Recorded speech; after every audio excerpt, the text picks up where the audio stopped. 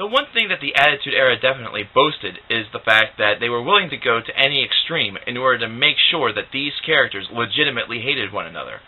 It was to the point where you could swear that if you didn't know, if you were a mark and did not know that wrestling was pre-planned, you would think that these two genuinely did not talk to one another in the back and did not legitimately want to work with one another and really wanted to rip one another's heads off. Today, you really don't see that nearly as much. You need to kind of rekindle that power a little bit. It's almost like a romance in a sort of way, only it's a romance that has reached the outs. Something where that hate genuinely has been built enough to a level where you can genuinely believe that these two will want to rip each other's heads off and do whatever it takes to win. How would I do that? It's pretty simple. This John Cena-Randy Orton rivalry needs a rekindling point. Mentioning the fact that Cena's father was kicked in the skull would be fine, and it would build a little bit more heat for Randy Orton. But something else has to be done. John Cena is still hungry, but he is also the WWE Champion. The only thing that they really have to go with right now is this new animalistic side that he has that's going to be seen, supposedly, within the Hell in a Cell. What it is still remains to be seen. However, once we reach Sunday, it's going to be a make-or-break point. Either they plan this matchup well enough where John Cena gets the opportunity to show that side and it becomes legitimate, but after that, if Cena wins, Randy Orton's out of opportunities. Now the rivalry takes a new twist. John Cena can now take on different opportunities, but if Randy Orton immediately goes on to another rivalry, then what did these past 2 months really accomplish? Nothing. What they're going to need to do is have Randy Orton still remain hungry for that WWE Championship and kind of do that chase mode like they did back in the Attitude Era, where while John Cena's facing other opponents for the WWE title, Randy Orton still remains somebody that he constantly has to look over his shoulder to make sure he's not there to play party pooper, to play ruiner, to play destroyer. Now, if they're able to do that, then this rivalry does have the opportunity to actually do exactly what I want it to do. On the case of CM Punk and The Undertaker, though, it's a little bit of a different scene. Mostly because The Undertaker's health is in question. This is something that I've reported in a previous video, but the Hell in a Cell pay-per-view could potentially be the out point, the last point, the final point for The Undertaker in this rivalry, only based on reports that have been seen that his pay-per-view and match performances have left him very crippled.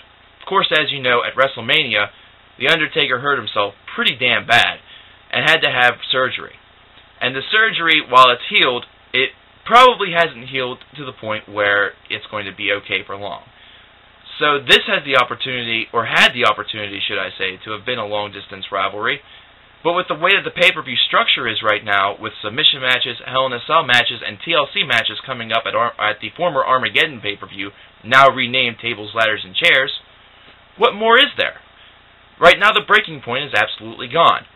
Now, I mentioned in my previous video that I think these pay-per-views need an absolute overhaul, even though they just experienced one. I still am not convinced that these are going to work.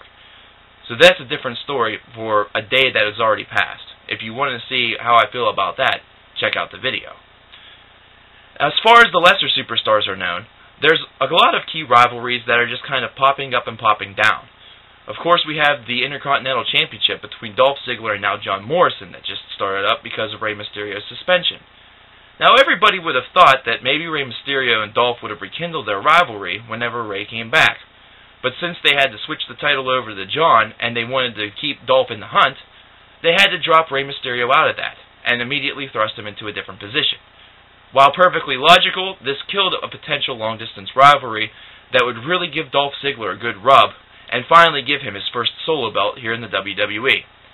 It's still unclear as to who's going to win the matchup this Sunday, in my opinion, whether they're going to give Dolph the opportunity, or if they're going to keep John Morrison with the title until they feel that he's ready to make a legitimate world title push. It's hard to say. However, aside from that, there's not too much else going on that can be termed as long-distance rivalries, with the exception of potentially Degeneration X versus Legacy. This is something that, of course, involves Randy Orton and Triple H, and, of course, Randy Orton's group Legacy.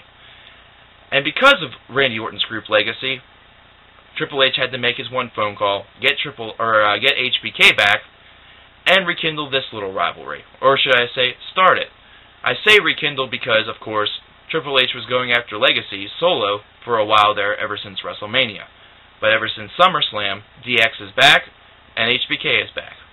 Which means that they're able to kind of keep this going on in a little way, but not in the way that they used to. Randy Orton is now out of the picture and focused on John Cena. So, in a way, they're able to do that. However, in conclusion, it's not good enough. Some of these rivalries really have to take on a life of their own in order for them to be believable.